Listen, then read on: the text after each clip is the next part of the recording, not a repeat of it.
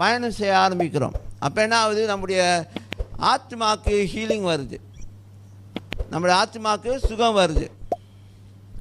Okay, அதுக்கப்புறம் நம்முடைய சரீரத்துக்கு சுகம் வரும்.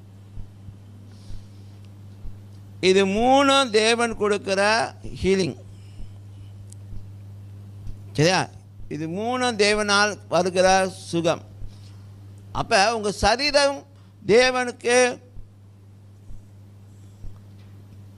அக்கறைப்படுகிற ஒரு காரியம்தான். உங்கள் சரீரத்தை குறித்து தேவன் அக்கறைப்படுகிறார்.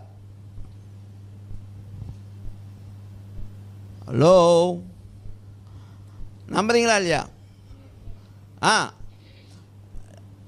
ஏனென்றால் அந்த சரீரத்துக்காக தான் அவர் சிலுவையிலும் தொங்கினார். ஏன்னா உங்கள் சரீரத்தில் வியாதிகள் இருக்குது. சரீர